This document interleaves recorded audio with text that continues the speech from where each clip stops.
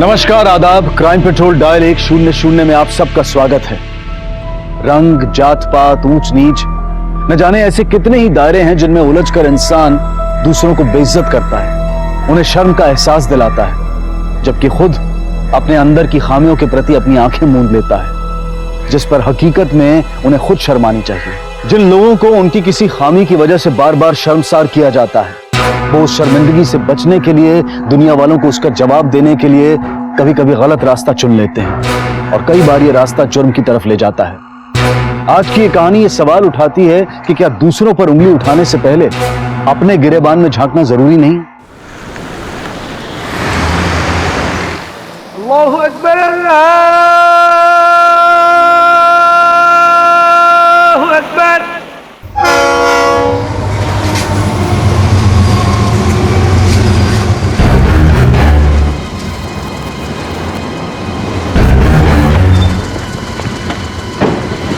हाँ, वहाँ देखिए, बोरी में कुछ है। हटिए, पीछे हटिए, हटो यहाँ से। चला फाटिवा, खोलो।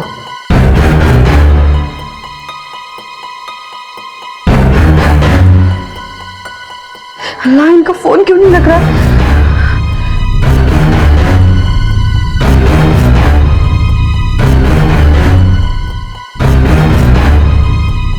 आतिफ, जाना बेटा, फटाफट जाके दुकान पे जाके देख तेरे अब्बू क्यों नहीं आए। जा जल्दी जा।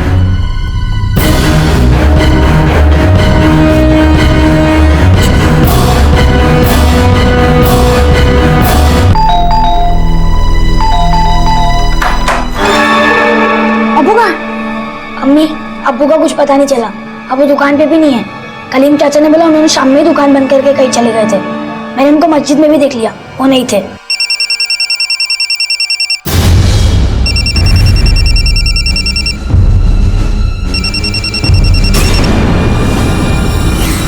पाला गली भिंडी बाजार में पतंग और खिलौने की मेरी एक दुकान है।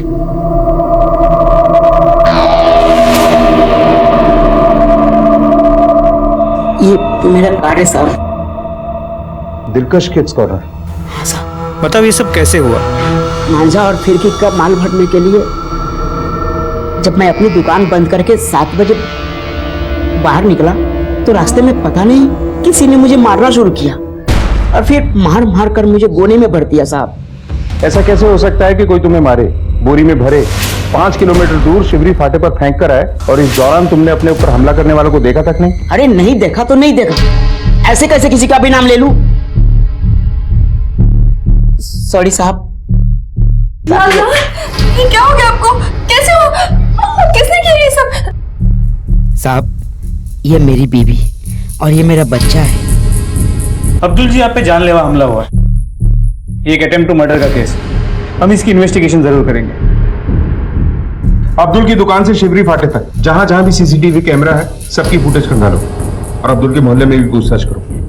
अब्दुल जैसे आदमी पे हमला करने वालों को हमें ढूंढ निकालना है। जी सर।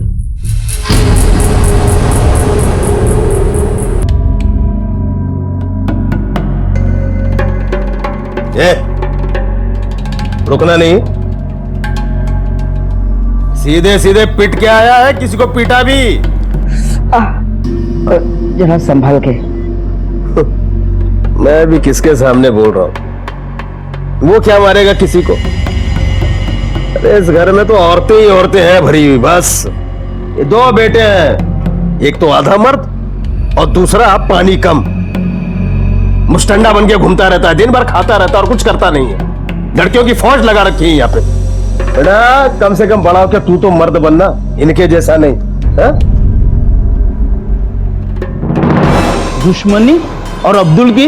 नहीं साहब, आपके खड़क मोहल्ले में उसके जैसा शरीफ आदमी कोई नहीं है। और आपको तो मालूम है साहब वो कैसा दिखता है। कोई कुछ भी बोले, कितने भी तानाकशी करे, क्या मजाल किसी को वो पलट के जवाब दे।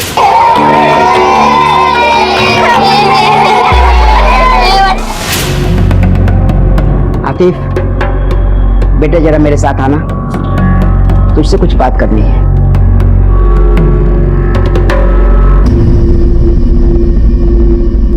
सर, वो अब्दुल को उठा ले जाने वाली बाइक के ऑनर का पता चल गया है सीसीटीवी फुटेज से। वो बकाक गली के लड़के हैं। उसला देना साहब। आपने पतंग उड़ाने के लिए बुलाया क्या?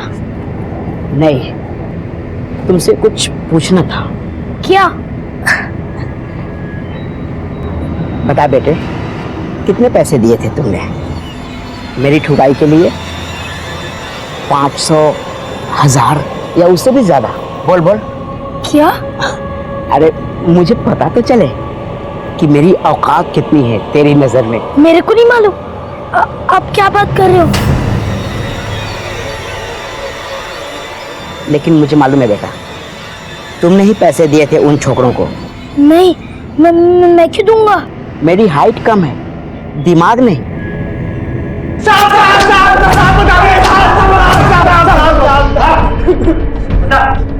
बोल बोल। सर वो 1000 रुपए मिले थे वो बटले को मारने के लिए। किसने दिए थे? साहब वो बटले का बेटा है ना आतिफ, उसने दिया था साहब। आतिफ, क्यों किया तुमने ऐसा? शर्म आती है मुझे। सब मुझे बटले का बेटा बोलने की औलाद बुलाते हैं। मुझे पहचान अच्छी नहीं लगती। मैं अपने 6 महीने की पॉकेट मनी इसीलिए बचा रहा था। मेरे को अब्बा को पिटवा के बुरा नहीं लग रहा। जानते हो साहब, मुझे इससे कोई शिकायत नहीं। बच्चा है साहब। आतिफ, अभी इनके कहने की वजह से मैं तुम लोगों को छोड़ रहा हूं। आइंदा अगर ऐसी कोई गलती की तो ठीक नहीं होगा। तो जाओ यहां से। चल चल।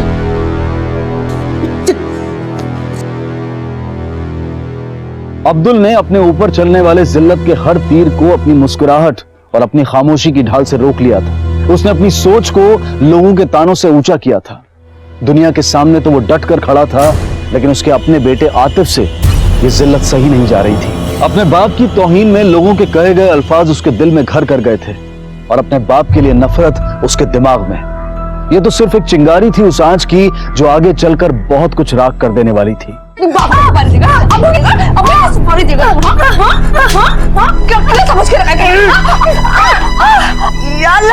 कर रहे हैं आप? छोड़े। खबरदार, खबरदार, जो मेरे बेटे को हाथ भी लगाया तो। अरे रुक। लेकिन उसने देखत, मैं अपने बेटे के साथ वो नहीं करना चाहता जो अब्बा ने मेरे साथ किया।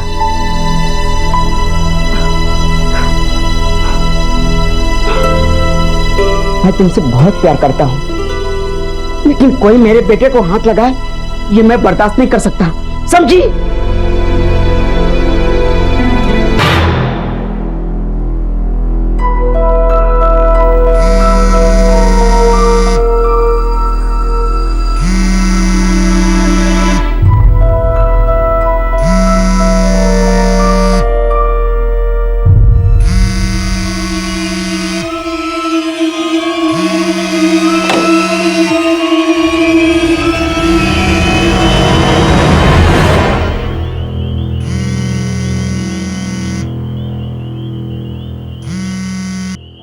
हेलो, क्या है? क्यों फोन कर रहे हो मुझे? मैं अभी बात नहीं कर सकती।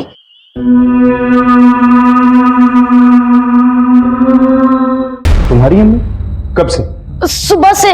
वो उनका फोन भी बंद है। तुम्हारे अब्बा तुम्हारे साथ क्यों नहीं आए? मेरी अम्मी की घर पे किसी को परवाह नहीं है। अब्बा को भी कोई टेंशन नहीं है। अब्बा अभी घर पे नहीं है। आप जाके उनको देखो ना। आ जाएगी बेटे, यही कहीं गई होगी। ठीक है, तुम जाओ, हम देखते हैं। सर आतिफ वही लड़का है जिसने अपने बाप को पिटवाया था और अभी अपने माँ की गायब होने की खबर लेके खुद आया। कहीं अपने बाप अब्दुल को फंसाने की कोशिश तो नहीं कर रहा? इसकी बात को वेरीफाई करने के लिए अब्दुल को बुलाते हैं। अच्छा, तुम्हारी बीवी इससे पहले भी कभी क्या घर में किसी को बताए बिना कहीं गई है? नहीं साहब, कभी नहीं। और साहब जाती भी कहाँ, उसका यहाँ पर कोई भी नहीं है। यही तो सोचने की बात है अब्दुल। अगर जैसा तुम कह रहे हो वैसा है तो फिर वो गई कहाँ और उसका फोन क्यों स्विच ऑफ? अच्छा, वो घर से पैसे, लत्ते, कपड़े, जेवर वगैरह कुछ लेके निकले? नहीं साहब, कुछ भी लेकर नहीं गई। बाहर पाटिल के पास आप कंप्लेन लिखा दीजिए, जैसे हमें कुछ पता लगेगा बताएंगे आप।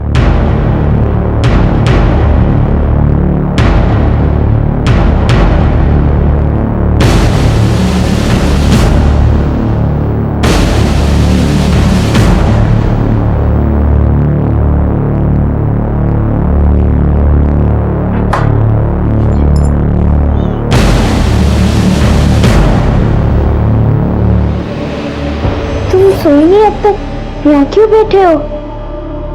मैं अम्मी का इंतजार कर रहा हूँ। बड़ी अम्मी के बारे में सोच सोच के हमें भी नींद नहीं आ रही। हम भी तुम्हारे साथ बैठेंगे।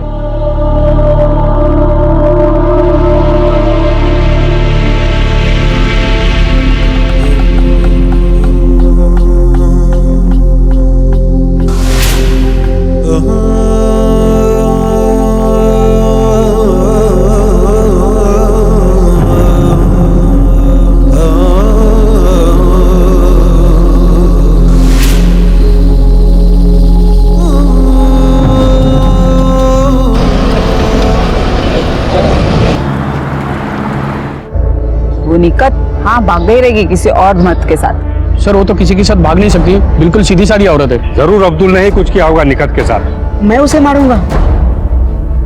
सवाल ही नहीं होता साहब। वो मुझसे बेइंतहा मोहब्बत करती थी। लव मैरिज था हमारा। यतीम थी वो, कोई नहीं था उसके आगे पीछे। साहब वो कोई बेचारी नहीं है, वो तो मर्दों को अपनी तरफ खींचने वाली औरत है।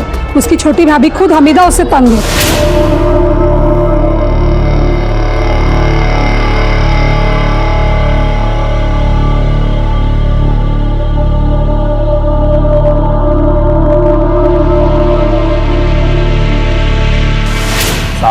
जिस घर में 4 बर्तन होंगे वहां तो आवाज आएगी। ये औरतें तो चिक चिक करती रहती हैं। इसका मतलब ये नहीं है कि मेरे और निखत के बीच में कुछ चल रहा था। साहब मैं कह रही आपको, वो औरत ने एक मुसीबत थी। अल्लाह हर वक्त लिपस्टिक लगाए बैठी रहती थी ताकि मर्दों को लुभा सके। अमीरा, इन पे भी बहुत डोरे डालती थी वो। साहब मेरी 4 बेटियां, अब आप ही बताइए क्या ये असर पड़ता उन। निखत को ढूंढिए, वो ऐसी नहीं है जैसी ये बोल रही है। निखत के गायब हो जाने से अब्दुल की जिंदगी में नए तूफान खड़े हो गए थे। निखत को किसने और क्यों गायब किया था? कोई उससे क्या चाहता था? और अब्दुल की भतीजियां घर छोड़ने और मरने की बात क्यों कर रही थी? निखत के बारे में अब तक मिली जुली राय पुलिस के सामने आई थी, लेकिन एक बात साफ थी कि अब्दुल निखत के बारे में कुछ भी गलत सुनने को तैयार नहीं था। अरे पूरे मोहल्ले में सिर्फ निखत की ही चर्चा हो रही है। अरे मैं तुमसे कह रही हूँ, अरे तुम सुन क्यों नहीं रहे हो? बस खाते रहो। तुम्हारी हिम्मत कैसे हुई निखत के बारे में लान तान करने की? अरे तुमसे ज्यादा तुम्हारे बच्चों की माँ थी वो। तुमसे ज्यादा ख्याल रखती थी उनका। और तुम होके उसी की इज्जत उछाल रही हो। शर्म नहीं आती? अरे कुछ बोलोगे भी या मुंह पे लखवा मार गया है? अरे खाते रहोगे, कुछ बोलोगे क्या भी? चिल्लम चिल्ली हो रही है यहाँ पे? मेरे को भी भूख लग रही है, जाके खाना बना। चल। अरे तेरी जोरू सच में भाग गई क्या? नहीं बता क्यों नहीं गई? पड़ोस में देखा कि नहीं? आजू बाजू वाले लोग के दो।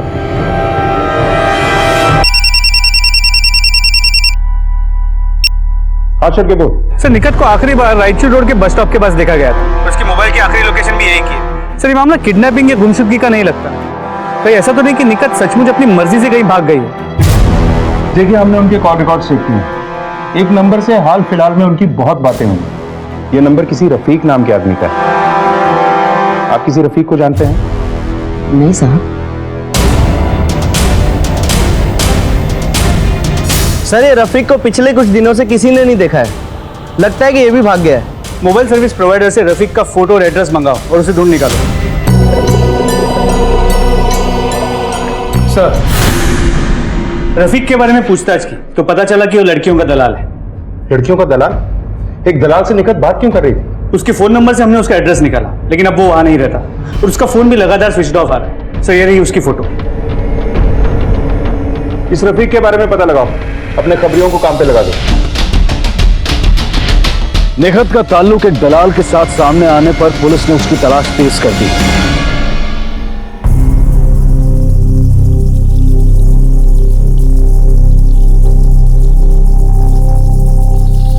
ये मेरी अम्मी की फोटो है।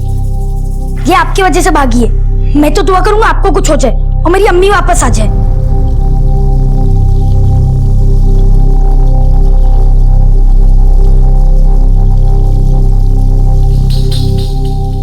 सही बोल रहा था तेरा बेटा आसिफ। तेरे जैसे आधे अधूरे मर्द के साथ में पूरे 12 साल गुजार दिए तेरी बीवी ने। ये क्या कम है? तो तेरा बेटा तेरे को लात मार के निकालेगा, एक दिन देख लेना।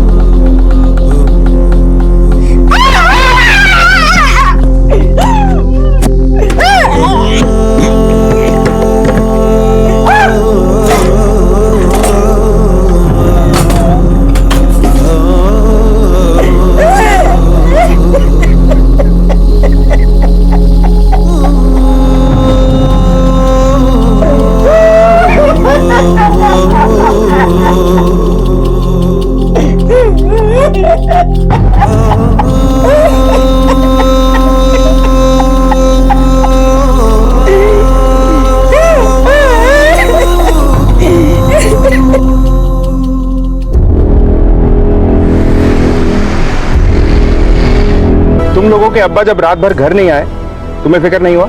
अब्बा कभी कभी पूरी रात घर नहीं आते थे। हमें लगा कहीं अपने दोस्तों के साथ दारू पीने बैठ गए होंगे। सर लगता है टूटी हुई बोतल से स्टैब करके मारा गया है, लेकिन मर्डर वेपन आसपास कहीं नहीं मिला। पहले अब्दुल की बीवी निखत का गायब होना, अब उसके अब्बा जमील की मौत, क्या कनेक्शन हो सकता है इन दोनों केसेस में? आसपास अच्छे से सर्च करो, शायद कुछ मिले। सर तो जमील की पोस्टमार्टम रिपोर्ट, इसके मुताबिक उसके पेट में कांच के टुकड़े मिले। इससे ये तो साफ है कि कांच की बोतल का इस्तेमाल किया गया।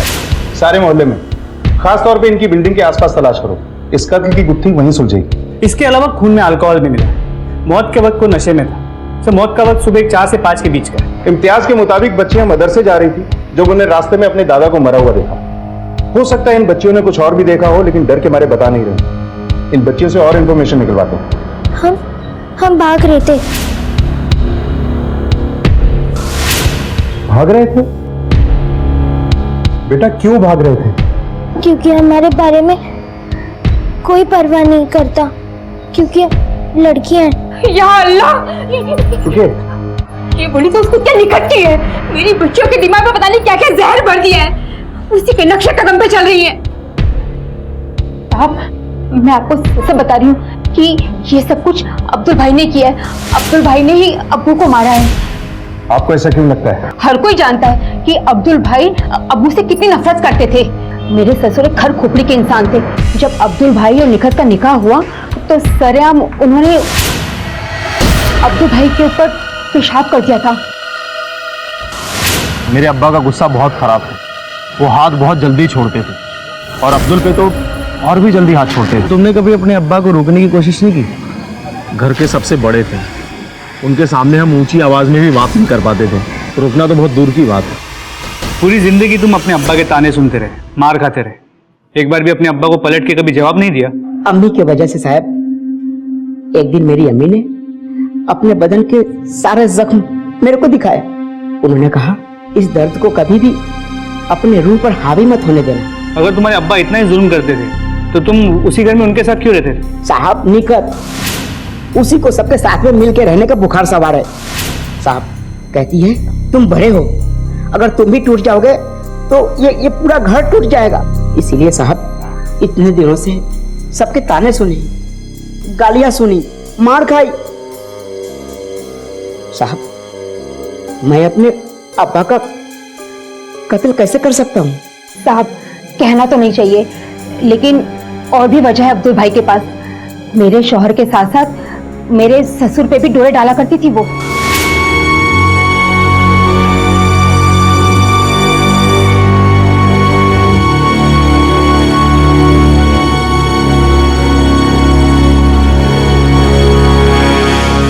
बकवास कर रही है हमीदा, वो तो मेरे अब्बा ही निकट के पीछे पड़े रहते थे।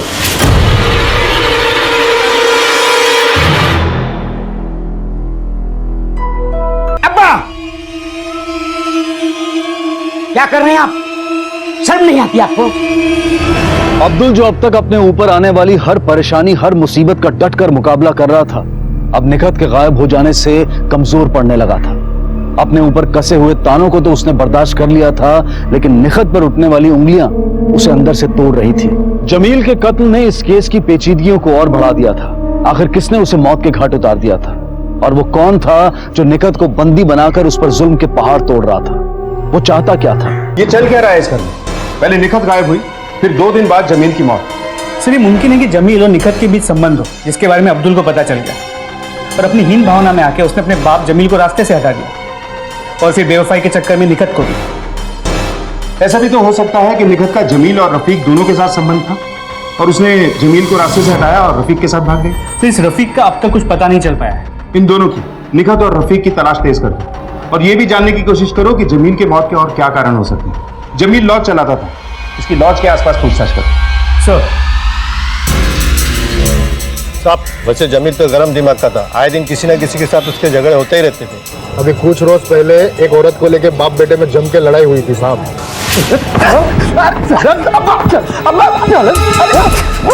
तेरी हिम्मत कैसे हुई लड़की को आंख उठा के देखने की? आपकी उम्र में और उसकी उम्र में बहुत फर्क है। बुढ़े हो गए हो आप। आपको कबूल नहीं करेगी वो। तेरे को बहुत जवानी चढ़ी है ना? हाँ, तेरी जवानी निकालता हूं मैं आज। मेरे को बताएगा बुढ़ा, मेरे को बोलेगा बुढ़ा, निकाल। वो औरत निकट थी? वो तो पता नहीं साहब। तुम्हारे अब्बा और तुम्हारे बीच किसी औरत को लेकर झगड़ा भी हुआ था क्या? अब्बा मेरे को बेटियां पैदा करने के वास्ते हमेशा ताना मारा करते थे। दो बेटे हैं, एक तो आधा मर्द और दूसरा पानी कम। लड़कियों की फौज लगा रखी है यहाँ पे। इसलिए बेटा पैदा करने के लिए मेरे को एक निकाह और करना था, लेकिन अब्बा ने भी उसी लड़की के पास में अपना रिश्ता भेज दिया जिससे मेरे को निकाह करना था। कौन थी वो औरत? रुखसाना। लेकिन मेरे और अब्बा के झगड़े के चलते उसके अब्बा ने उसकी शादी कहीं और कर दी। सर ये इम्तियाज झूठ तो नहीं बोल रहा? मुमकिन है कि ये लड़ाई निखत को लेके ही हुई होगी। ये दोनों शायद निखत के पीछे हों। इम्तियाज ने निखत को कोई छुपा दिया और अपने बाप को रास्ते से हटा दिया। जमील की लॉज और सारा पैसा इम्तियाज के हाथ आ गया और उसके और निकत के रास्ते का रोड़ा भी साफ हो गया। कहीं ये एक तीर से दो निशाने तो नहीं? सर निखत का अब तक तो कोई पता नहीं लगा है। इसे इम्तियाज के कॉल रिकॉर्ड निकलवाओ और लोकेशन भी चेक करो। सर सुना है निखत के बारे में पुलिस तुझसे पूछताछ कर रही थी। बता निखत कहाँ है? साले दूसरों का बीवियों पर नजर डालता है।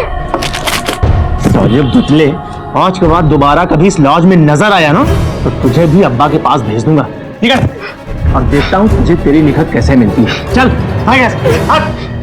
सर 9 अप्रैल को जिस वक्त जमील का मर्डर हुआ था, इम्तियाज की मोबाइल की लोकेशन उस जगह की नहीं थी, लेकिन उस दौरान इम्तियाज का मोबाइल कंदेल स्ट्रीट में रेगुलरली एक्टिव था। चल के देखते हैं।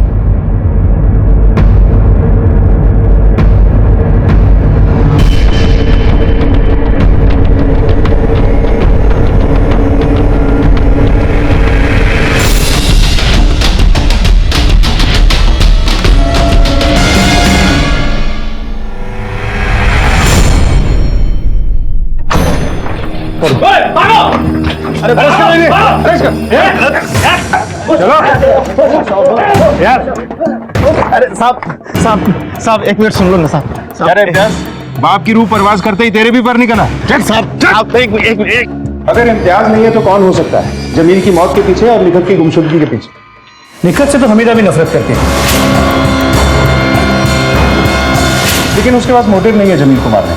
उसके कॉल रिकॉर्ड्स और मोबाइल लोकेशन को भी चेक किया, कुछ हाथ नहीं लगा। और ये रफीक की कोई लीड मिली? सर अब तक कुछ नहीं, लेकिन वो हमारे रडार में है। खबर मिली है कि उसे चुन्नाभट्टी एरिया में देखा गया। 2 केसेस हैं, जमील की मौत और निखत की गुमशुदगी। इस रफीक का हाथ आना बहुत जरूरी है। अपनी टीम के साथ कोऑर्डिनेट करते रहो। जी सर।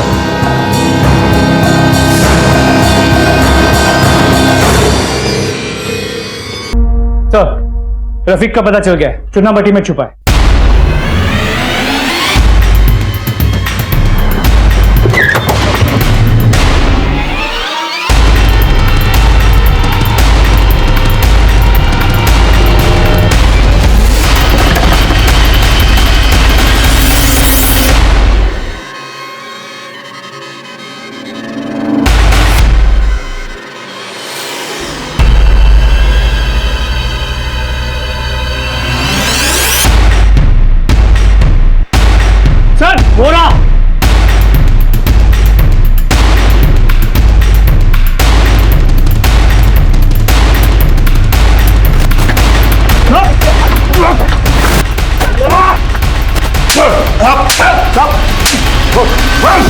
क्या चल रहा था तेरे और निखत के बीच में?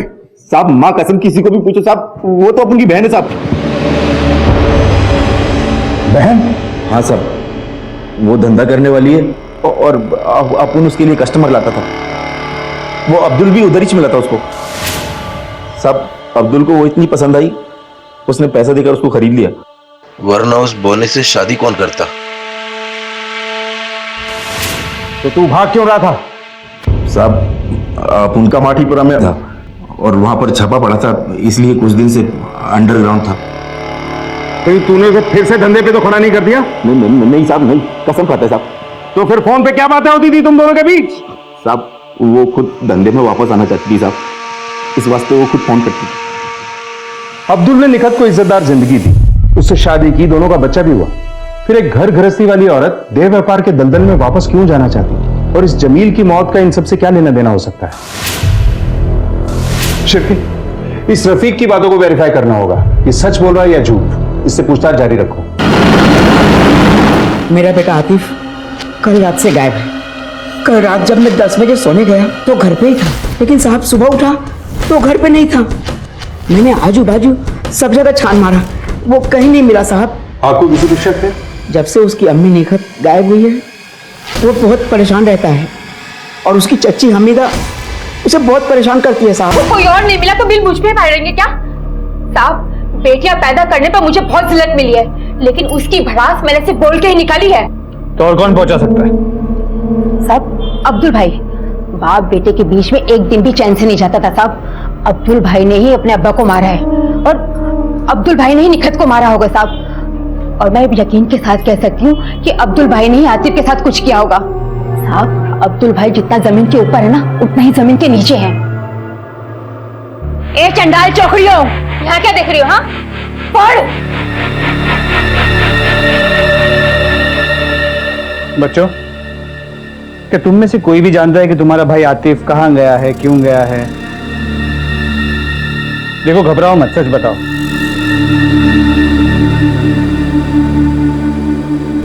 मैं मेरे बेटे से बहुत प्यार करता हूँ साहब। वो मेरी जिंदगी है, मेरी पहचान है। उसको नुकसान पहुंचाने का तो मैं सोच भी नहीं सकता, अब्बा को भी नहीं। और निखत मेरी जिंदगी है साहब। उसने मेरे अधूरेपन को पूरा किया है। गुत्थियां उलझती जा रही हैं। निखत का गायब होना, जमील की मौत, और अब ये आतिफ लापता है। सर एक बात और, जब मैं हमीदा से पूछताछ करने उसके घर गया था तो देखा कि हमीदा बिना मतलब के अपनी बेटियों को डांट रही है, और मुझे ऐसे लगा कि उसकी बेटियां भी कुछ छुपा रही हैं। सर मुझे मामला कुछ सस्पिशियस लगा। शिरके, कांस्टेबल पाटिल को इन बच्चियों पे नजर रखने के लिए बोलो। बाहर से खामोश और ठीक दिखने वाले इस घर को अंदर ही अंदर कई कमियों ने जकड़ रखा था। हमीदा ने कभी अपनी बेटियों को सुनने और समझने की कोशिश ही नहीं की, जिसका खामियाजा एक इतने बड़े जुर्म की शक्ल में सामने आया। एक कत्ल की गुत्थी तो सुलझ चुकी थी, लेकिन निखत के साथ होने वाले जुर्म की दास्तां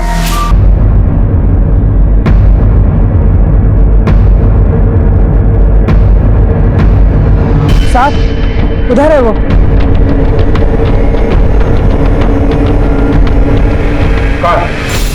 साहब, इस औरत को इस घर में आते देखा था, और एक आदमी भी साथ में था। उस आदमी को 2-4 बार तो यहाँ देखा था साहब। इनमें से है वो आदमी? यही है साहब। झूठ बोलता है। तू तो यहाँ बंद था, फिर तेरे इशारे पे किसने मारा उसे? साहब, अबू ने नहीं मरवाया उसको। हाँ, ये बात जरूर है कि अपन उसको धंधे में वापस लाना चाहता था, पर वो धंधे में वापस आना नहीं चाहती थी साहब। कमाटीपुरा में अपन का धंधा चौपट हो गया था साहब, पर अपन को धंधा शुरू करने के लिए लड़कियों की जरूरत थी, और निखत से अच्छी कोई लड़की हो ही नहीं सकती थी। इसलिए मैंने निखत को मनाया। जब वो नहीं मानी तो मैंने उसको अक्का भिंडी बाजार में बदनाम करने की धमकी दी। क्यों परेशान कर रहे हो मुझे? तुमको पैसे चाहिए ना? ठीक है, मेरे गहने ले लो, सारे गहने ले लो, लेकिन मुझे दोबारा उस दलदल में मत भेजो। सीधी तरह से मान जा, नहीं तो कल सुबह अक्का मोहल्ले के सामने तेरा काला चिट्टा खोल दूंगा मैं। उसके बाद बचाती रहना अपनी इज्जत। जब तेरा बेटा तेरे मुंह पे थूकेगा ना, तो खुद ब खुद चल के आएगी अपन के धंधे में। रोना बंद कर, और कल सुबह 6 बजे रायचौर स्ट्रीट के बस स्टॉप पे मिल मुझे। फिर साहब, अपन ने उसको बस स्टॉप पर बुलाया और अपन के साथ चलने को मजबूर किया, और वो मान गई। फिर उसको खोली में बंद करके जबरदस्ती धंधे में वापस आने के लिए कहा। साहब, उसके बाद कसम से अपन को नहीं मालूम वो कब भागी और किसने उसको मारा। क्या मिसाल कायम किया एक भाई होने की। इसे तब तक मारो जब तक सारा सच नहीं उगल देता। साहब, बात तो करो साहब। सर, निखत की पोस्टमार्टम रिपोर्ट। उसकी बॉडी हमें मिलने के 4-5 घंटे पहले ही उसकी मौत हुई। सर, उसकी मौत भी सर पे वार की वजह से हुई। ऐसे घाव तो मर्डर वेपन मिला? नहीं सर, ये रिक्शा वाला है, निखत से मिला था। कहाँ मिली थी वो तुम्हें? सर, वो जंगल के पास कच्चे रास्ते। इनके मोबाइल में चेक करो कि वो कॉल किसे किया गया था। सर, ठीक है उसे? सर,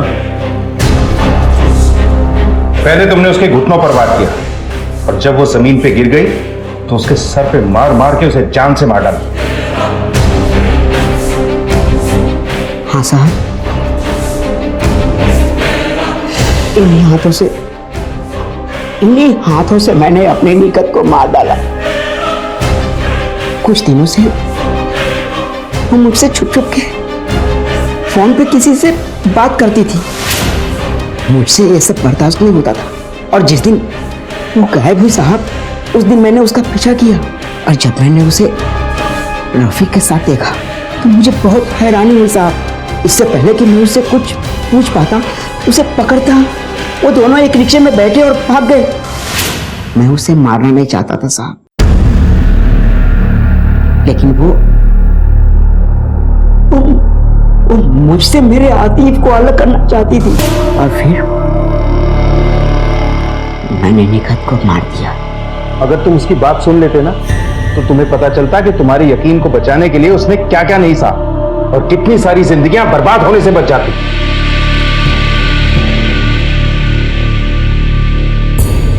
अपनी खामी की शर्म से उभरने के लिए, अपने आप को दूसरों की नजरों में उठाने के लिए अब्दुल ने नेकत को बाजार से उठाकर अपनी जिंदगी में शामिल कर लिया।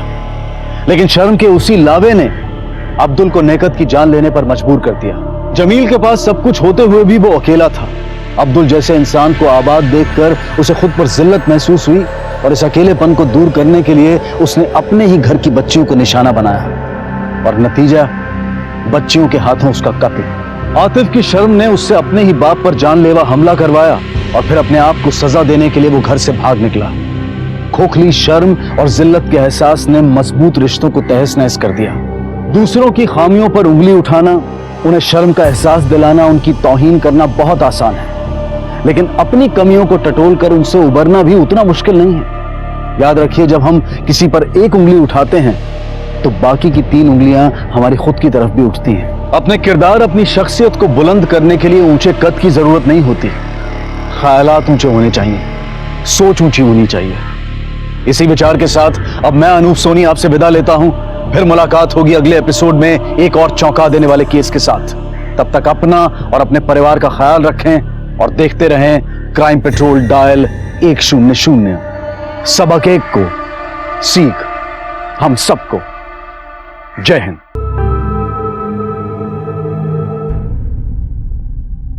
सर, हमारी बच्ची सर कभी कभी पार्क में घूमने जाया करती थी, लेकिन आज खो गई। उस वक्त आप कहां थे?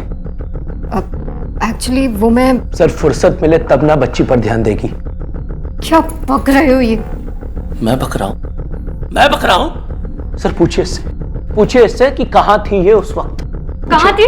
तुम नहीं जानते मैं कहां थी? सर, मैं कंप्यूटर फर्म में जॉब करती हूँ, मैं अपनी जॉब पर ही गई हुई थी। तो कर ली जॉब, हो गया सेटिस्फैक्शन, या और कुछ भी करना है? देखिए प्लीज आप लोग शांत हो जाइए। अपने पारिवारिक मामले अपने घर पे जाके सॉल्व कीजिए, और यहां पर आप अपनी बेटी की मिसिंग कंप्लेंट लिखवाना है या लड़ना है? अब जो मैं पूछ रहा हूं उसका सही सही जवाब दीजिए। जब आपकी बेटी गायब हुई तो उस वक्त आप अपने ऑफिस में थी? जी। और जब मैं वापस आई। आ गई तुम? टाइम देख रही हो? रात के 8 बज रहे हैं। अब कौन सा नया नाटक शुरू कर दिया? नौकरी, बिजनेस, या कहीं बैठकर आ रही हो? सलोनी का है, घर आ गई ना वो। सलोनी का है मतलब? पार्क में गई थी, तुम्हारे साथ आने वाली थी। पार्क में तो नहीं थी वो, मैं देखकर आती हूँ। हाँ, सलोनी।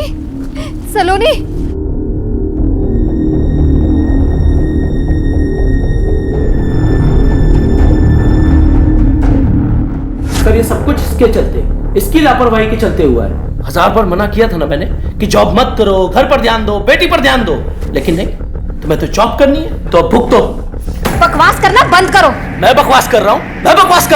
मुंह संभाल कर बात करो। और तुम भी अपना मुंह संभाल कर बात करो। कीजिए आप लोग, ये पुलिस स्टेशन है, कोई झगड़ा करने की जगह नहीं है। शर्म आनी चाहिए आप लोगों को कि आपकी बेटी गायब है और आप लोग इस तरह से बिहेव कर रहे हैं। अब प्लीज आप लोग बाहर जाइए और बाहर जाके अपनी कंप्लेंट लिखवाइए। दिनेश, इनकी रिपोर्ट लिखो। चलो चलिए, आइए बाहर चलिए।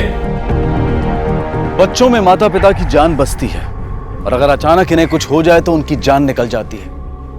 ऐसा ही वाकया पेश आया था जब नई दिल्ली के तिलक नगर इलाके में रहने वाले शोभा और मिथिलेश बंसल की 7 वर्षीय बेटी एक शाम लोकल पार्क में खेलते हुए अचानक कहीं खो गई थी। इंसान किसी भी उलझन और दुर्घटना को झेल सकता है अगर वो अपने विवेक और अपनी बुद्धि को नियंत्रण में रखे। बड़े अफसोस और आश्चर्य की बात थी कि ऐसी विकट समस्या में भी बंसल दंपत्ति अपने आपसी रंजिशों से जूझ रहे थे। मिलजुल कर अपनी बेटी को ढूंढने की बजाय वो एक दूसरे पर आरोप लगा रहे थे। ऐसी स्थिति में उस बच्ची को सिर्फ कानून का सहारा था। इस फोटो को ध्यान से देखो और बताइए, इस बच्चे को देखा आपने कहीं?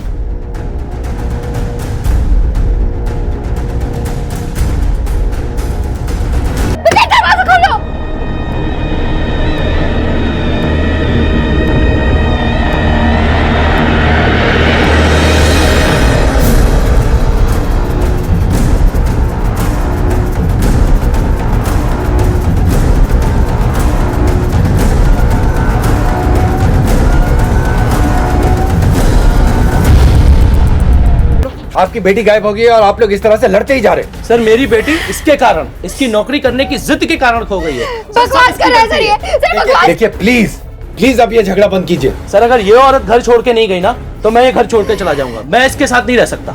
देखिए मैं आपको एडवाइस करता हूँ कि जब तक आपकी ये मिसअंडरस्टैंडिंग क्लियर नहीं हो जाती, आप अपने मायके में जाके रह लीजिए।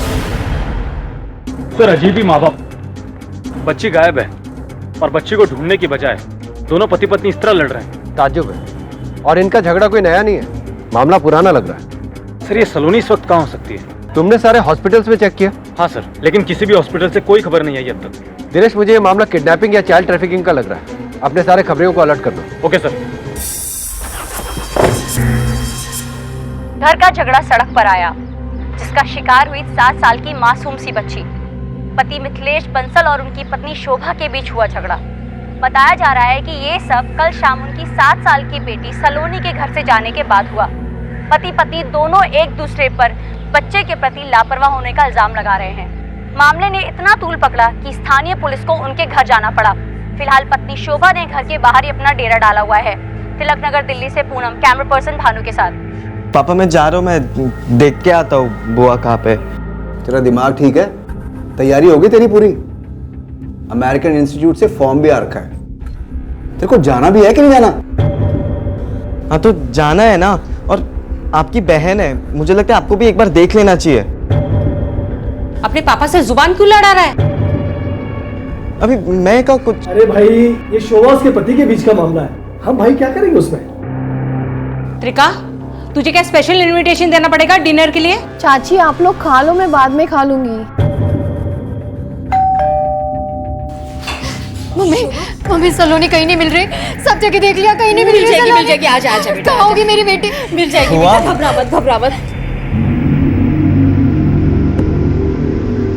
बुआ सॉरी मैं आपसे मिल नहीं पाया। कोई बात नहीं। आपने खाना खाया? बुआ आज आप यही रहो बुआ, चलो आप। कहाँ जाएगी यहाँ पे? क्यों डांट रहे आप लोग नलिन को? भैया ये घर मेरा भी है। तू चुपचाप रह, दिमाग मत खराब कर। सब्जी, हम लोग ये बहस नहीं कर रहे अभी कि किसका घर है किसका नहीं है। और वैसे भी तेरे ब्याह में ना तेरे हिस्से का खर्चा हो चुका है। ठीक है, तेरे को कोई प्रॉब्लम हो तो तू कोर्ट जा सकती है। क्यों भाई साहब, गलत तो नहीं बोल रहा मैं? शुभा आप प्लीज शांत हो जाइए। हमने आपकी बेटी की खबर और फोटोग्राफ हर थाने में पहुंचा दी। लेकिन उसके बारे में कुछ तो पता चला होगा, किसी ने तो देखा होगा उसे। हमारे आदमी लगे हुए हैं, उसके बारे में कुछ भी पता चला हम आपको तुरंत इन्फॉर्म करेंगे। अभी आपके पति भी आए थे उसके बारे में पूछने के लिए।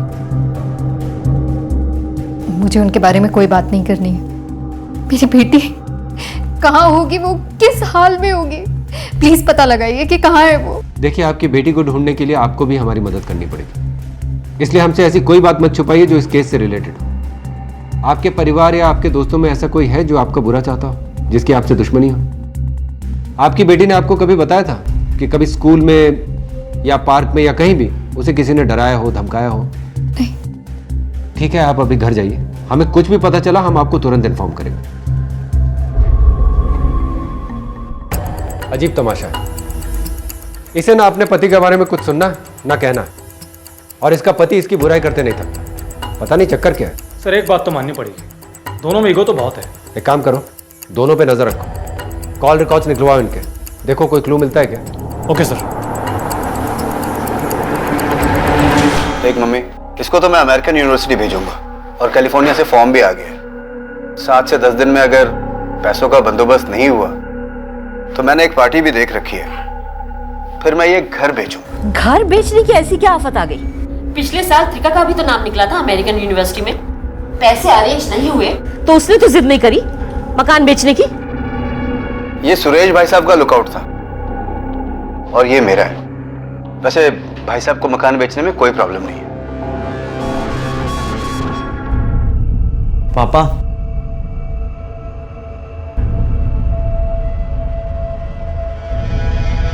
पापा वो आप बुआ को मकान में हिस्सा दे दो ना।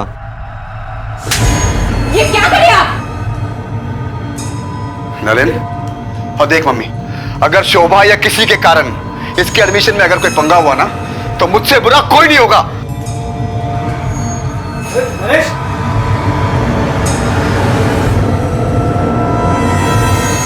आपको पूरा यकीन है कि उन बदमाशों को आपके हस्बैंड ने भेजा था? और कौन भेजेगा सर? घर किसे खाली करवाना है सर? आप लोग बस मेरी बेटी को ढूंढ के ला दीजिए, उसके बाद उसका घर तो क्या, मैं ये शहर भी छोड़ दूंगी। हम वहाँ गश्त लगवाते हैं, लेकिन आपको एक एडवाइस है कि आप कुछ टाइम के लिए अपने भाइयों के साथ शिफ्ट हो जाइए। देखिए, आप अपने पर्सनल झगड़ों को फिलहाल भूल जाइए और अपनी बेटी को ढूंढने में हमारी मदद कीजिए। वैसे हमने हर जगह खबर कर दी लेकिन अब तक तो कोई इन्फॉर्मेशन नहीं मिली है। लेकिन सर वो जो सुबह गुंडे आए, उन लोगों का पता हम लगा लेंगे, आपके पति से भी पूछताछ करेंगे।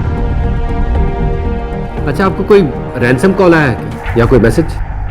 नहीं सर, लेकिन मेरी बेटी को कोई किडनैप क्यों करेगा? सर मैंने किसी को नहीं भेजा धमकाने के लिए, और भला मैं क्यों भेजूंगा? सर आज नहीं तो कल वो तो जाना ही वाली थी ना। सर मैंने डिवोर्स की अर्जी दी है कोर्ट में। सर मेरी बेटी मेरी जान है सर। सर प्लीज आप उसे बचाइए। सर वो औरत कुछ भी कर सकती है सर। सर हो सकता है उसने खुद किराए के गुंडे भेजे हो मुझे फंसाने के लिए। सर आप थोड़ी देर बाहर बैठिए, मैं आपको बुलाता हूं। सर ये रहे शोभा और मिथिलेश के कॉल रिकॉर्ड्स। सर इसमें तो कोई खास बात नहीं है, मैंने दोनों के पुलिस रिकॉर्ड भी चेक किए हैं। मिथिलेश और शोभा क्लीन है, और सर दोनों का कोई क्रिमिनल बैकग्राउंड भी नहीं है। गिरीश, मुझे तो इसमें चाइल्ड ट्रैफिकिंग का एंगल नजर आ रहा। अपने खबरों से पता करो कि यहाँ कोई फिर से गैंग एक्टिव तो नहीं हो गया। 6 महीने पहले वो नेपाल मोतिहारी गैंग यहाँ पर बहुत एक्टिव था। हाँ सर, हफ्ते भर में 4 वारदातें हुई थी, 5 बच्चे गायब हुए थे। पता करो कि सलोनी भी कहीं ऐसे ही गैंग के चपेट में तो नहीं आ गई। Okay sir.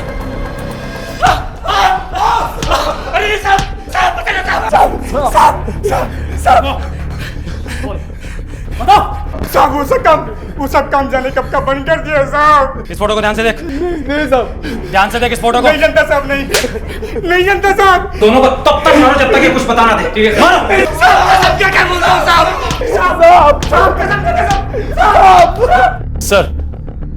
सर मैंने यहाँ के हिस्ट्री शीटर्स को काफी तोड़ा, लेकिन सलोनी से रिलेटेड उनके पास में कोई भी इंफॉर्मेशन नहीं है। सर मुझे तो ऐसा लगता है कि ये काम जरूर किसी बाहर वाले ने किया होगा। या ये भी तो हो सकता है कि कोई नया खिलाड़ी है जो किसी और बिजनेस की आड़ में ट्रैफिकिंग कर रहा है, इसलिए अभी तक हमारी नजरों से बचा हुआ है। और हो सकता है कि उसने लड़की को किसी ऐसी जगह बेचा हो जो पुरानी जगह से अलग हो।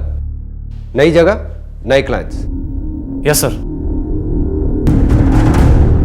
इंस्पेक्टर साहब हर जगह ढूंढा, कोई खबर नहीं शोभा की, ना उसका फोन मिल रहा है। मैं उसके घर भी गई थी, मिथिलेश से मिली, बहुत भला बुरा कहा उसने मुझे।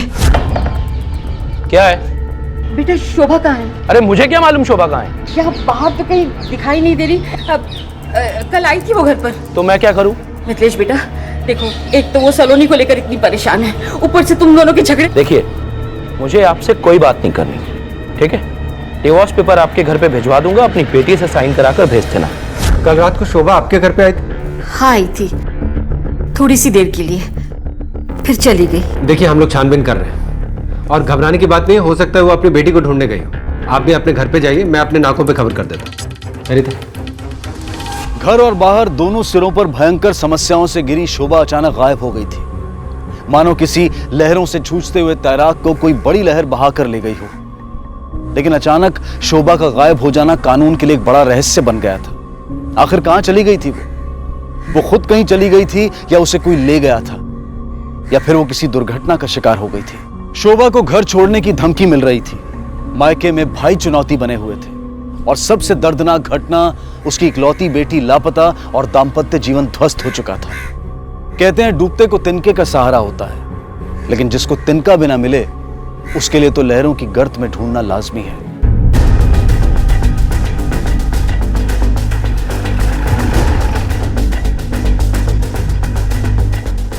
सर ये कहाँ चला गया? फोन लगाओ।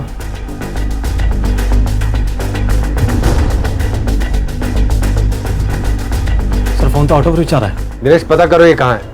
इस आदमी का इस वक्त गायब होना मुझे कुछ ठीक नहीं लग रहा है। पहले इसकी बेटी गायब हुई, फिर इसने अपनी पत्नी को घर से निकाल दिया और अब खुद गायब हो गया। सर ये तो गायब है, अब तो इसके बारे में सिर्फ एक ही इंसान बता सकता है। एक बेटी 2 बेटे हैं आप, बेटे दोनों बड़े हैं। जी हाँ, शोभा मजली से 13 साल छोटी है और बड़े से 18। काम क्या करते हैं आपके बेटे? जी नरेश प्राइवेट कंपनी में अकाउंटेंट है और सुरेश गारमेंट कंपनी में मैनेजर। बड़े ताज्जुब की बात है, बहन गायब है और इनको पड़ी नहीं है। इनमें से किसी ने भी अभी तक उसकी खोज खबर नहीं की। नहीं ऐसी तो कोई बात नहीं है, वो तो बहुत चिंतित है उसके लिए, लेकिन पति भी ठीक नहीं मिला आपकी बेटी को। इतना बवाल किया कि टीवी पे आ गया। होशियार लड़की है शोभा, पढ़ने लिखने में अपने भाइयों से भी अच्छी थी। BCA कर रखा है उसने।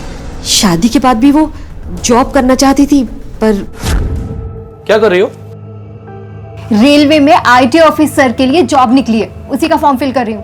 एक बार जॉब लग गई ना तो रेलवे में फ्री टिकट्स। क्यों, किसी चीज की कमी है तुम्हें यहाँ? नहीं तो क्यों करनी है नौकरी? कपड़े, गहने, खाना, ये सब नहीं देता हूं मैं तुम्हें? जॉब सिर्फ पैसों के लिए नहीं की जाती। फिर वो तो किस लिए की जाती है? नहीं बताओ ना मुझे। ये सब मुझे नहीं चाहिए। तुम्हें जो कुछ भी चाहिए मुझे बताओ, मैं ला के दूंगा। बेटा इसका तो बचपन से ही सपना था कि ये काम करे, नौकरी करे। अब तो भूल जाए ये सपना, ये सब यहाँ नहीं चलेगा। और आप प्लीज अपने घर जाइए। जब सलोनी गायब हुई तो उस दिन आप शोभा के घर पे ही थे ना? जी हाँ, उस दिन मेरी नवासी सलोनी गायब हुई और अब मेरी बेटी शोभा।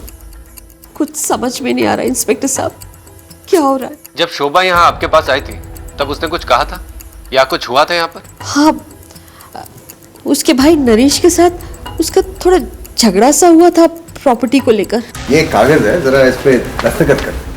घर खरीदने के लिए एक पार्टी रेडी हुई है, तो पेपर्स तो पूरे चाहिए कि नहीं चाहिए? इस पर सिर्फ इतना लिखा है कि तुझे घर बेचने में कोई आपत्ति नहीं। देखो भैया, एक बार मेरी बेटी मिल जाए, मेरी सलोनी मिल जाए, उसके बाद आप जहां बोलोगे वहां मैं साइन करूंगी, लेकिन अभी मैं कोई डिसीजन नहीं ले सकती। क्या बकरी है, कोई डिसीजन नहीं ले सकती? सलोनी मरकब गई होगी कहीं पे, मतलब मेरी बेटी के लिए ऐसी बात मत करिए। अब तो मैं किसी पेपर पे साइन नहीं करूंगी। आपका और शोभा का झगड़ा हुआ था? नहीं जी, झगड़ा नहीं हुआ था। हाँ, इस घर को बेचने को लेकर थोड़ी सी बहस सी हुई थी, बस। सर वो अपनी बेटी को लेकर परेशान जरूर थी, बाकी सब ठीक था। ऐसा लग रहा है कि अपनी बहन से कुछ खास बनती नहीं थी आप लोगों की। उसे वहीं पड़े रहने दिया उसके पति के घर पे, एक बार भी उसकी मदद करने के लिए नहीं गए, और उसकी बच्ची को ढूंढने की भी कोशिश नहीं की आप लोगों ने।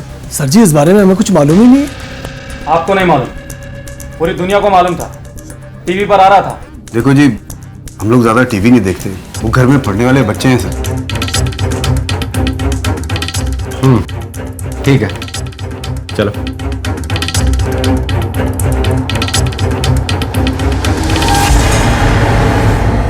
देख लिया, आज पुलिस भी आ गई घर के अंदर, और सिर्फ इस शोभा की वजह से।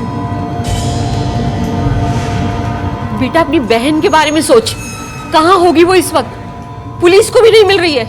कुछ लोग उसे धमकी देके गए थे कल। मम्मी जी, सबकी अपनी अपनी जिंदगी होती है। अरे हमने शोभा का ब्याह करा दिया, उसके बाल बच्चे हो गए, जिंदगी भर का ठेका ले रखा हमने क्या उसका? नलिन, नलिन, नलिन, नलिन, नलिन। ओए त्रिखा, बेटा जाके देख तो नलिन कहाँ पे है। पार्क में बैठा होगा, उसको बुला के ले आ। पता नहीं उसने फॉर्म भरा कि नहीं भरा कैलिफोर्निया का। जी चाचा जी, अभी चेंज करके जाती हूँ। ओके। सर मिथिलेश से फोन पे बात हो गई है, वो लुधियाना गया हुआ है। मैंने उसके फोन की लोकेशन भी चेक की है, वहीं की आ रही है, और मैंने उसको पुलिस स्टेशन आने के लिए भी बोल दिया है। ठीक है सर, कहीं नरेश ने तो सलोनी को गायब नहीं करा दिया? पर वो ऐसा क्यों करेगा? सर कागज पर दस्तखत करवाने के लिए, अपनी माँ पे प्रेशर बनवाने के लिए। पहले उसने अपनी भांजी को अगवा किया और उसके बाद अपनी बहन को। अगर ऐसा हुआ होता तो शोभा ने हमें पहले ही बता दिया होता कि इन सब के पीछे उसके भाई का हाथ हो सकता है। तो सर फिर इसके पीछे मकसद क्या हो सकता है? हो सकता है कि शोभा ने पहले अपनी बेटी को गायब किया हो और फिर खुद को। एक काम करो, शोभा की फोन लोकेशंस की डिटेल्स निकलवाओ। Okay sir.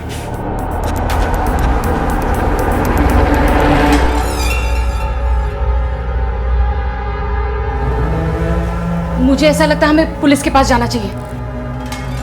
तू अपना दिमाग ज्यादा मत चलाया कर, समझी? और बेटा, उसका वो दोस्त था ना विक्रम, मैंने सब जगह पे ढूंढ लिया चाचा, लेकिन मुझे वो कहीं नहीं मिला। मैं विकासपुरी तक देखा है, नलिन कहीं नहीं मिला, और उसे किसी ने देखा भी नहीं। पता नहीं कहाँ चला गया। हेलो, क्या? बॉडी को पोस्टमार्टम के लिए भेजा। Okay sir. एक बात मेरी समझ में नहीं आ रही है कि घर से 2 किलोमीटर दूर ये क्या कर रहा था? सर हो सकता है किसी से मिलने के लिए आया हो। लेकिन किससे? नफरत और रंजिशों की क्रॉस फायरिंग में अक्सर मासूम मारे जाते हैं, और ऐसा ही कुछ हुआ था नरेश और सुरभि अग्रवाल के साथ। बेटे को अमेरिकन यूनिवर्सिटी भेजने का सुनहरा ख्वाब देख रहे माता पिता अब मौत की खौफनाक सच्चाई का सामना कर रहे थे। लेकिन कौन था जो उनके आशियाने को तितर बितर कर गया था? कहीं नलिन ने आत्महत्या तो नहीं कर ली थी? नलिन अपनी बुआ शोभा के काफी क्लोज था, उसकी तकलीफ उसे झकझोर जाती थी। शोभा का गायब होना उसके लिए किसी हादसे से कम नहीं था। क्या चल रहा था उस मासूम के मन में? कौन था जो उसके खूबसूरत भविष्य को इतना विभत्स अंजाम दे गया था? अग्रवाल और बंसल परिवार के बीच होते ये रहस्यमय और हैरत अंगेज हादसे पुलिस के सामने एक चुनौती बनकर आए थे। क्या पुलिस सुलझा पाएगी अपराध की इस एक नहीं बल्कि 3-3 गुत्थियों को? मुझे पता है ये सब किसने किया है। किसने किया ये सब? वही मेरी कमीनी बहन शोभा। लेकिन वो तो खुद गायब है। हाँ तो जानबूझ के गायब हुई होगी, वो ताक में थी। इंस्पेक्टर साहब, ये निकला और उसने उसको मरवा दिया। अब मुझे तो लगता है कि वो नलिन से चिड़ी हुई थी। क्या मतलब? साहब, नलिन अमेरिका जा रहा था और नरेश मकान बेचना चाहता था उसके खर्चे के लिए, और वो ये नहीं चाहती थी।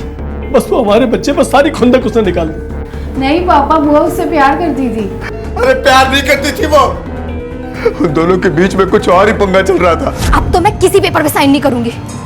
जल्लाद हैं आप सब, जल्लाद। शोभा, शोभा, बुआ, अब मत जाओ ना बुआ प्लीज। नलिन, हाथ छोड़, हाथ छोड़। नलिन छोड़ दे मेरा हाथ, जाने दे। शोभा, शोभा सुन मेरी बात। मेरी कमीनी बहन को या तो अपनी उम्र की शर्म थी न रिश्ते का लिहाज। उस लड़के के कॉल रिकॉर्ड्स के बारे में कुछ पता लगा? सर निकलवाने के लिए बोल दिया। सर, नलिन की मौत और शोभा की गुमशुदगी कोई कनेक्शन लगता है क्या आपको? हो भी सकता है, उनके मन का फितूर भी हो सकता है। बुआ और भतीजा आपस में काफी अटैच थे, लेकिन इस बात का कोई और मतलब निकाला जाए पता नहीं। लेकिन उस लड़के का बाप नरेश एक बहुत ही सरफिरा आदमी लग रहा है, अव्वल दर्जे का स्वार्थी। शोभा और सलोनी की कोई खबर? अपने खबरियों से कुछ पता लगा? अभी तक तो कुछ पता नहीं चला है, लेकिन मैंने चाइल्ड ट्रैफिकिंग से जुड़े कुछ पुराने ऑफेंडर्स को थाने बुलाया पूछताछ के लिए।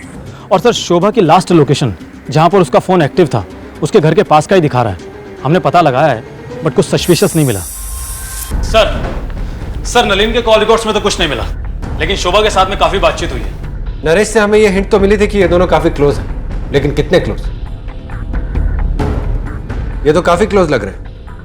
इनके बीच में तो काफी एसएमएस शेयर होते थे। सर, इतना क्लोज होने के बाद क्या शोभा नलिन को जान से मार देगी?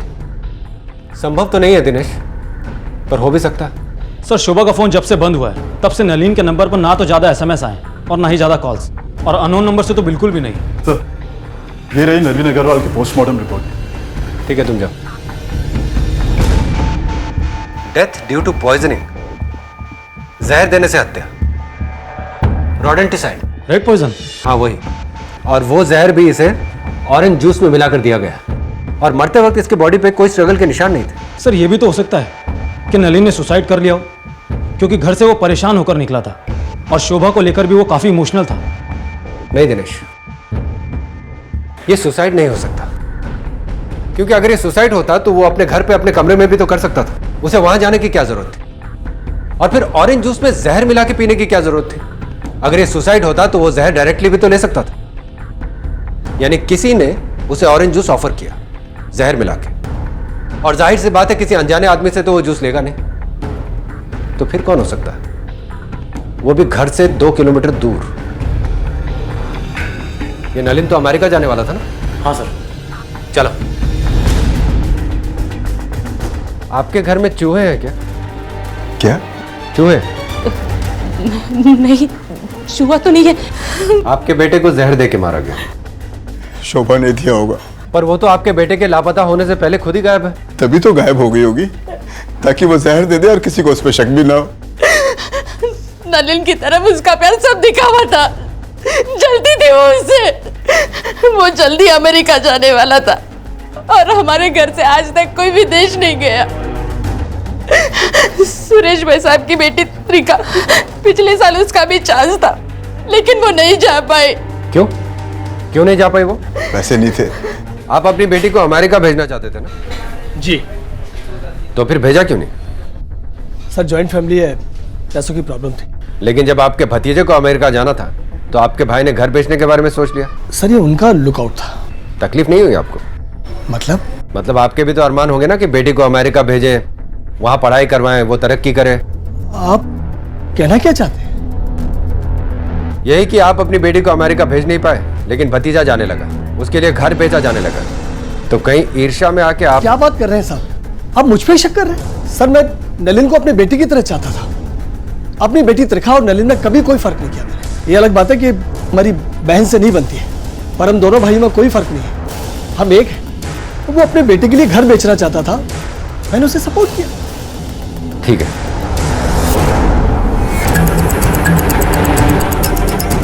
चूहे मारने की दवाई है ना सर? पिछले 3-4 दिनों में ये दवाई यहाँ से कोई लेकर गया? इस कॉलोनी से, इस इलाके से कोई दवा लेकर गया था ये? हाँ साहब, वो परसों।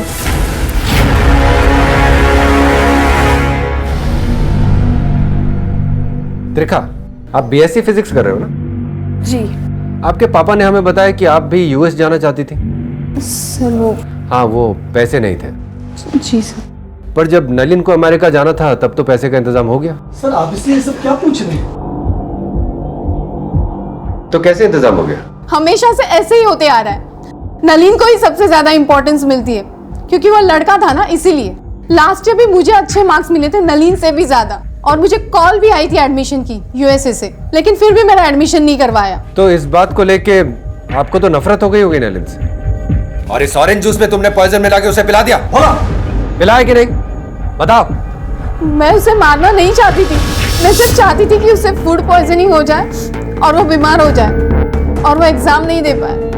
मैंने बहुत थोड़ी सी क्वांटिटी में इसमें जहर मिलाया था। मैं उसे मारना नहीं चाहती थी। सपने देखना गलत नहीं है, लेकिन उन सपनों के प्रति ऑब्सेस्ड या जुनूनी हो जाना खतरनाक हो सकता है। आज की तेज रफ्तार और मटेरियलिस्टिक दुनिया में जिंदगी एक रैट रेस, एक बेतहाशा दौड़, एक कंपटीशन बनकर रह गई है। बच्चों के कंधों पर सिर्फ किताबों से भरे बस्ते नहीं हैं, बल्कि माँ बाप के अरमान भी लदे हैं। ऐसे में बच्चों का अपना संतुलन खो देना, अपने या औरों के साथ कुछ बेहद दुखदाई कर देना कोई हैरानी की बात नहीं है। नलिन और त्रिखा कजन्स थे, लेकिन अमेरिका जाने की होड़ ने उन्हें सिर्फ एक कॉम्पिटिटर बना दिया था।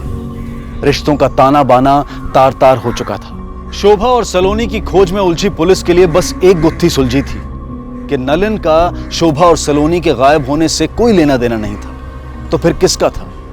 आखिर कौन जिम्मेदार था शोभा और सलोनी की गुमशुदगी के लिए?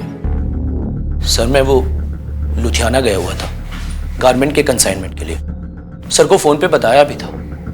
आज ही सुबह वापस आया हूं और सीधा आपसे मिलने आ गया। बैठो। लगता है तुम्हारे बीवी और बच्चे के गायब होने की ज्यादा चिंता नहीं है तुम्हें। फिक्र है ना सर। और मैं अमृतसर में बाबा के दरबार में मत्था टेक के आया हूं, दुआ मांग के आया हूं कि मेरी बेटी मिल जाए। और बीवी? जहन्नम बना दी थी उसने मेरी जिंदगी, जहन्नम। क्यों?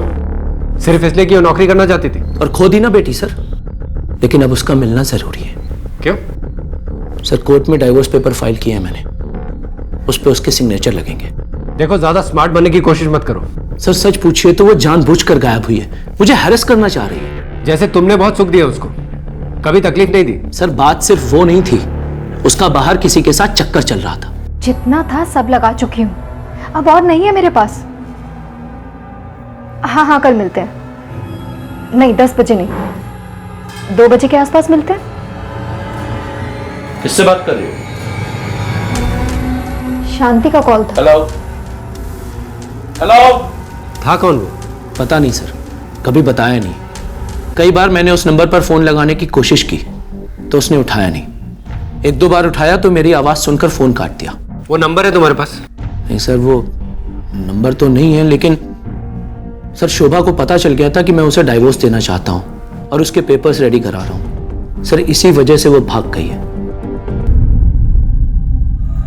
सर दिनेश, शोभा के इन कॉल रिकॉर्ड्स में तो कुछ खास पता नहीं चल रहा। हाँ सर, कुछ कॉल्स हस्बैंड को और कुछ कॉल्स माँ को, और कोई खास लोग नहीं है इन कॉल्स में।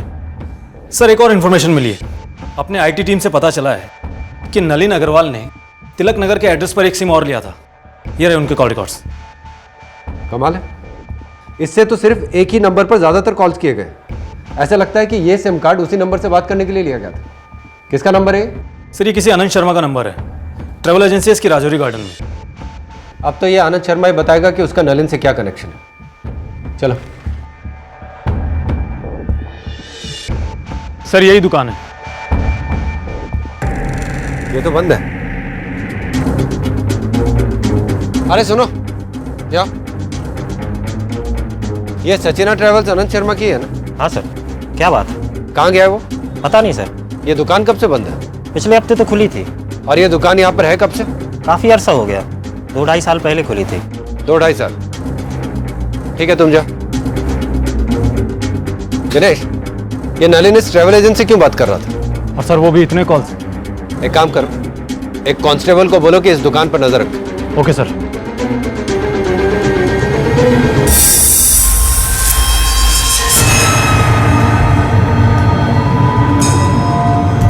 नरेश, नहीं बेचना मकान।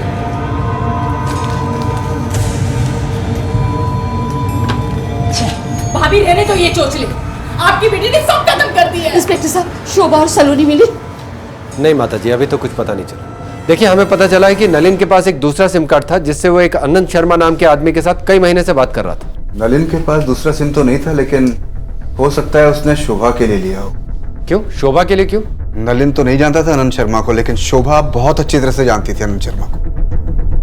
हम भी जानते हैं आनंद शर्मा को।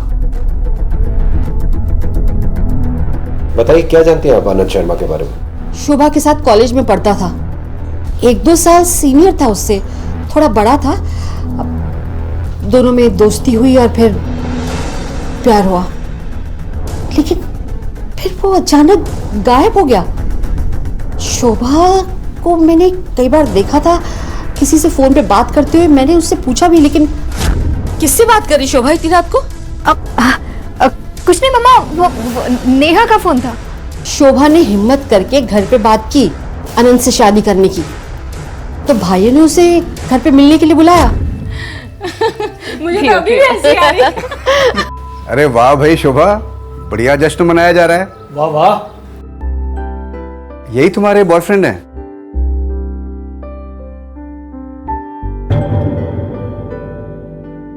जब से आया है ना, हंस के पागल हुए हैं हम लोग। नमस्ते। नमस्ते। अरे वो चॉकलेट वाला जोक पता है ना? रहने दो।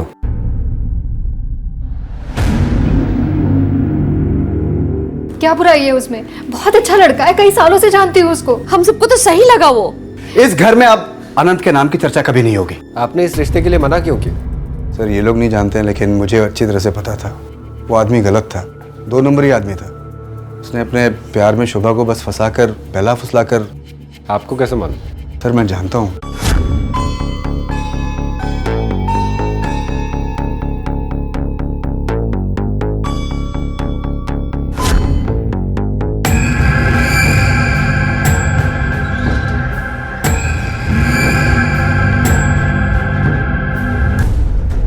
Hello sir.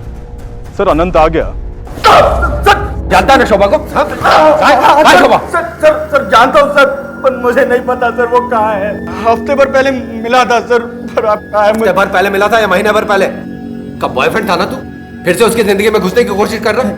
उसकी शादी के बाद मैं तो मुंबई चला गया था सर। 2 साल पहले लौटा तो वो मार्केट में मुलाकात हुई थी सर। मुझे पैसों की जरूरत थी तो मैंने उससे मांग लिए थे सर। बिजनेस के लिए 10 लाख रुपए लिए थे सर, पर बिजनेस में उसका शेयर है सर। मैं उसे शेयर देता हूँ। तेरी ये ट्रैवल एजेंसी उसी के पैसे से खोली है तूने? वो सर बात यह है कि उसकी अपने पति के साथ बनती नहीं है सर। उनके रिश्तों में काफी टेंशन है और उसके भाई उसे सपोर्ट नहीं करते थे सर। नाटक करना बंद कर और सीधे सीधे बता शोभा कहाँ है? सर मैं नाटक नहीं कर रहा सर, मुझे सच में नहीं पता वो कहाँ है। सर कहीं ऐसा तो नहीं कि पुराना प्यार मिल गया हो और शोभा अनंत के साथ भाग गई हो। या फिर यह भी तो हो सकता है कि पुराना प्यार ना मिला हो, इसलिए अनंत ने बदला लेने के लिए शोभा और सलोनी दोनों के साथ कुछ कर दिया। हो सकता है सर। नजर रखो इसमें। Okay sir. हेलो, कहाँ?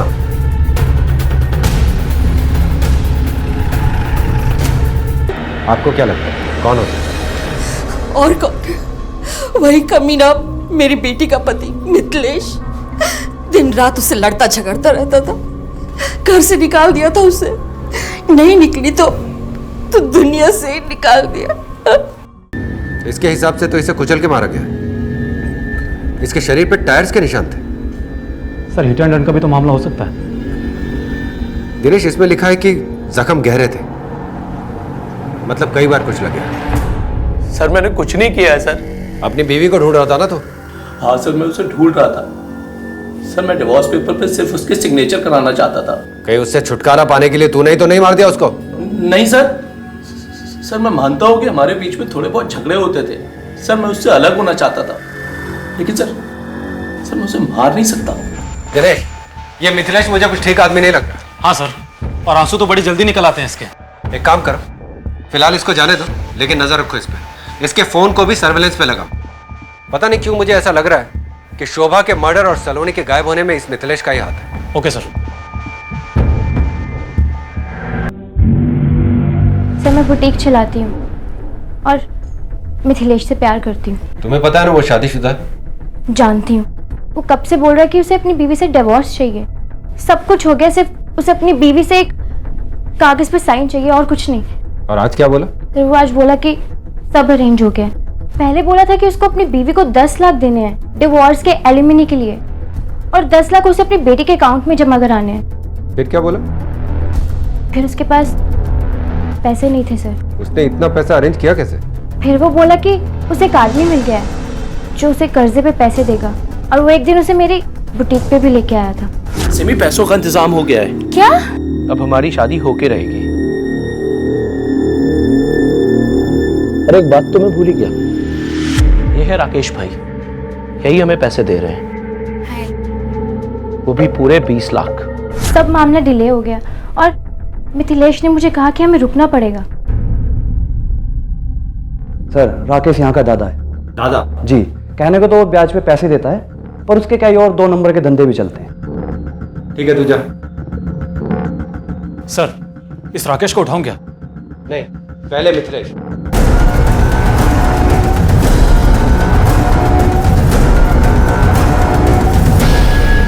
चल बैठ, बैठिया। सर मैंने राकेश से सिर्फ पैसे मांगे थे, बस पैसे। वो पैसा कहाँ है? सर अभी तक उसने दिए नहीं है। देखा, जब कुछ लिया दिया ही नहीं तो कुत्ते की तरह देख के मैं भागा क्यों? हाँ? मैं डर गया था सर। सर सिमी ने मुझे बता दिया था कि आप लोग उस तक पहुंच गए हो।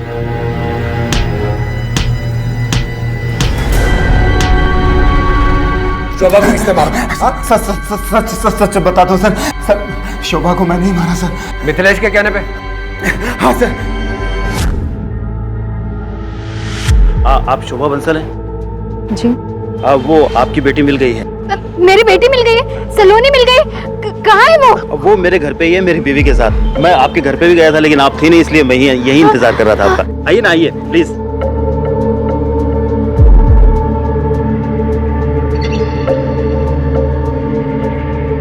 लगता है कुछ प्रॉब्लम हो गई है, मैं देखता हूँ।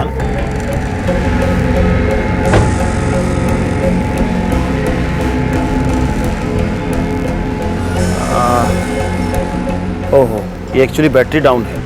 आप एक काम करेंगे, ये जो वायर है ना, देखिए कार्बन दिख रहा है आपको, ये यहाँ से आप सटा के रखिएगा और मैं ऑन करता हूँ गाड़ी। मैं जी आप कर लेंगे प्लीज। आइए, कुछ नहीं होगा, कुछ शौक नहीं लगेगा, प्लीज कीजिए ना आप। फ्री में कर्जा चुकाया तुमने उसका? सर। सलोनी का? सर वो सलोनी को हमने सर। पैसे तो मैं तुझे दूंगा, मगर एक शर्त पे। तेरा गिर गया था, लेकिन तू एक चीज भूल गया, जुर्म की तो फितरत ही होती है कि वो करने वाले को भी नहीं बख्शता।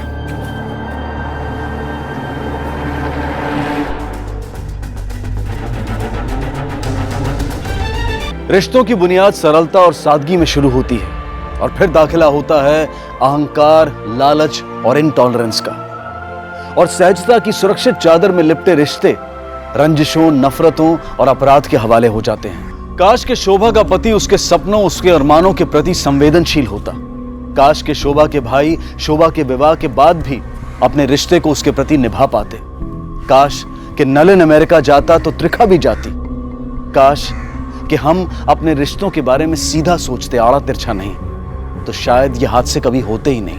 ये जीवन हवाओं पर तैरती जिंदगियों का मंजर है, रेस में दौड़ते घोड़ों का खेल नहीं। कुछ पाने, कुछ खोने, कुछ अपने, कुछ बेगानों के साथ एक यात्रा है, एक सफर है। इसे इतना जुनूनी न बनाएं कि ये एक अपराध की शक्ल अख्तियार कर ले। इसी विचार के साथ अब मैं अनूप सोनी आपसे विदा लेता हूं। फिर मुलाकात होगी अगले एपिसोड में एक और चौंका देने वाले केस के साथ। तब तक अपना और अपने परिवार का ख्याल रखें और देखते रहें क्राइम पेट्रोल डायल 100। सबक एक को सीख हम सबको। जय हिंद। इस तरह के और भी एपिसोड देखने के लिए हमारे चैनल को सब्सक्राइब करें और बेल आइकन दबाना ना भूलें।